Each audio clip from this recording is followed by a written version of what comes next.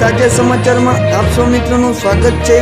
દોસ્તો, તાજા અને મહત્વના સમાચારની વાત કરી લઈએ તો પ્રથમ સમાચારને લઈને વાત કરી લઈએ તો રાજ્યના ખેડૂતોને રાહત આપતી હવામાન વિભાગની આગાહી સામે આવી છે। હવામાન વિભાગના જણાવ્યા મુજબ રાજ્યમાં આગામી 5 દિવસ વરસાદની શક્યતા નહીવત છે। આગામી 5 દિવસ સુધી તાપમાનમાં કંઈ ફેરફાર નહીં નોંધાય તેમ જણાવવામાં આવ્યું છે। અંબાલાલ પટેલની આગાહીને લઈને વાત કરી લઈએ તો કમોસમી વરસાદને લઈને હવામાન નિષ્ણાત અંબાલાલ પટેલે આગાહી કરી હતી કે દક્ષિણ ગુજરાત અને દક્ષિણ સૌરાષ્ટ્રમાં હળવા વરસાદની શક્યતા છે। 1 થી 5 જાન્યુઆરી સુધીમાં મહીસાગર, પંચમહાલ અને અરવલ્લીમાં માવઠું પડી શકે છે। ઉત્તર ગુજરાતના કેટલાક જિલ્લામાં પણ હળવા વરસાદની આગાહી કરાઈ છે। કચ્છ, બનાસકાંઠા અને સાબરકાંઠામાં પણ મધ્યમ વરસાદ પડી શકે છે। 5 જાન્યુઆરી સુધી દેશના 70% ભાગમાં વાતાવરણમાં પલટો આવી શકે છે। દર્શક મિત્રો, બીજા મહત્વના સમાચારની વાત કરી લઈએ તો મોઢેરા સૂર્ય મંદિર ખાતે સીએમ ભૂપેન્દ્ર પટેલ સહિત દિગ્ગજો સૂર્ય નમસ્કાર અભિયાનમાં થયા સહભાગી, કરી નવા વર્ષની શુભ શરૂઆત। સમાચારને જાણી લઈએ તો નવા વર્ષના પ્રથમ દિવસે મોઢેરા સૂર્ય મંદિર ખાતે રાજ્ય કક્ષાનો સૂર્ય નમસ્કાર સમારોહ યોજાયો હતો। આ સૂર્ય નમસ્કાર સમારોહમાં 2500થી વધુ લોકોએ સૂર્ય નમસ્કાર કર્યા હતા। રાજ્ય કક્ષાનો કાર્યક્રમ મોઢેરા સહિત રાજ્યના વિવિધ 107 આઇકોનિક સ્થળે યોજી ગિનિસ બુક ઓફ વિશ્વ રેકોર્ડમાં પણ આ કાર્યક્રમની નોંધ લેવાય તેવું આયોજન કરવામાં આવ્યું હતું। મહેસાણા જિલ્લાના શર્મિષ્ઠા તળાવ અને હાટકેશ્વર મંદિર ખાતે સૂર્ય નમસ્કાર કાર્યક્રમ યોજવામાં આવ્યો હતો। ગુજરાત રાજ્ય યોગ બોર્ડ તેમજ રમતગમત, યુવા અને સાંસ્કૃતિક પ્રવૃત્તિ વિભાગ દ્વારા રાજ્યવ્યાપી સૂર્ય નમસ્કાર કાર્યક્રમનું આયોજન 1 જાન્યુઆરી 2024ના રોજ કર્યું હતું। આ પ્રસંગે મુખ્યમંત્રી ભૂપેન્દ્રભાઈ પટેલ, ગૃહમંત્રી હર્ષ સંઘવી સાથે જિલ્લા વહીવટીતંત્ર વર્ચ્યુઅલી જોડાયા હતા। નવા વર્ષના પ્રથમ દિવસે સામૂહિક સૂર્ય નમસ્કાર કરી ગુજરાત રાજ્યે વિશ્વ વિક્રમ સ્થપાય તેવા પ્રયત્નો હાથ ધર્યા હતા। આ અંગે ગૃહ રાજ્યમંત્રી હર્ષ સંઘવીએ જણાવ્યું હતું કે વર્ષનો પ્રથમ દિવસે સૂર્યની પ્રથમ કિરણ જે સૂર્ય મંદિર પર પડે છે તેવા સૂર્ય મંદિર ખાતે ગુજરાતના યુવાઓ દ્વારા એક સાથે સૂર્ય નમસ્કાર કરી વિશ્વ રેકોર્ડ સ્થાપીશું। મુખ્યમંત્રી ભૂપેન્દ્ર પટેલની આગેવાનીમાં 108 સ્થળો પર યુવાનો વર્ષના પહેલા દિવસે સૂર્ય નમસ્કાર કાર્યક્રમમાં જોડાયા હતા। દર્શક મિત્રો, બીજા મહત્વના સમાચારની વાત કરી લઈએ તો નવા વર્ષના શુભારંભે ઇસરોએ સર્જ્યો છે વધુ એક ઇતિહાસ। સમાચારને જાણી લઈએ તો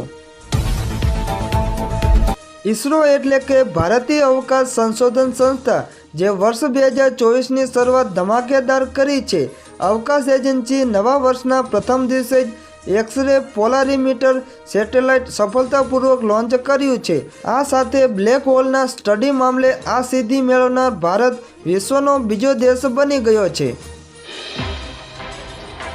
દર્શક મિત્રો, અતિ મહત્વના સમાચારની વાત કરી લઈએ તો સરકારી પરીક્ષાની તૈયારી કરનાર ઉમેદવારો માટે મોટા સમાચાર સામે આવ્યા છે।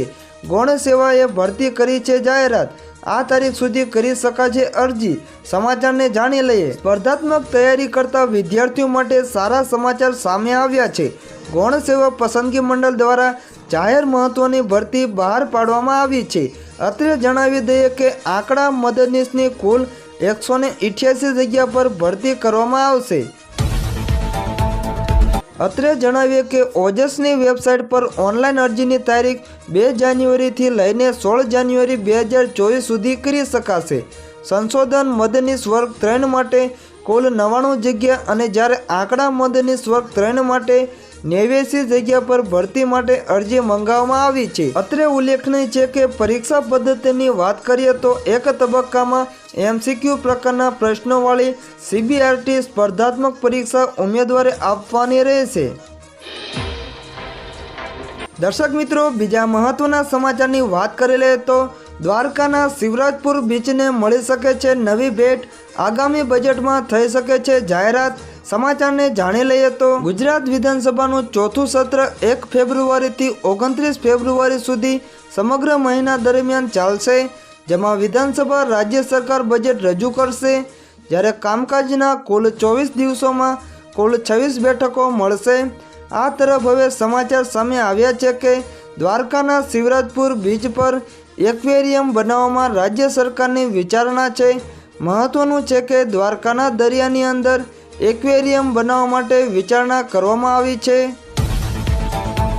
દ્વારકાને ટૂંક જ સમયમાં એક મોટી ભેટ મળે તેવી શક્યતા છે। વાત જાણે એમ છે કે અમદાવાદમાં સાયન્સ સિટી ખાતે આવેલ એક્વેરિયમમાં પ્રવાસીઓ દરિયામાં જળચર પ્રાણીઓ જોઈ શકે છે। જોકે હવે દ્વારકાના શિવરાજપુર બીચ પર એક્વેરિયમ બનાવવા રાજ્ય સરકારની વિચારણા હોવાનું સામે આવ્યું છે, જેથી હવે ટૂંક જ સમયમાં પ્રવાસીઓ દરિયામાં જળચર પ્રાણીઓ જોઈ શકે તે માટે નિર્ણય લેવાઈ શકે છે, જેને લઈને આગામી બજેટમાં જાહેરાત થઈ શકે છે। દર્શક મિત્રો, બીજા મહત્વના સમાચારની વાત કરી લઈએ તો પીએમ મોદી ફરીવાર ગુજરાત પધારશે। સમાચારને જાણી લઈએ તો વાઇબ્રન્ટ ગુજરાત સમિટ માટે વડાપ્રધાન નરેન્દ્ર મોદી 2 દિવસ ગુજરાત પ્રવાસે આવી રહ્યા છે। પીએમ મોદી 9 જાન્યુઆરીના રોજ ગ્લોબલ ટ્રેડ શોના કાર્યક્રમમાં હાજરી આપશે। ગાંધીનગર હેલીપેડ ગ્રાઉન્ડ ખાતે યોજાનાર ગ્લોબલ ટ્રેડ શોને ખુલ્લો મુકાશે। તેમજ 9 જાન્યુઆરીએ પીએમ મોદી રાત્રે રાજભવનમાં રોકાશે। તેમજ 10 જાન્યુઆરીએ મહાત્મા મંદિરમાં વાઇબ્રન્ટ ગુજરાત ગ્લોબલ સમિતિનું ઉદ્ઘાટન કરશે।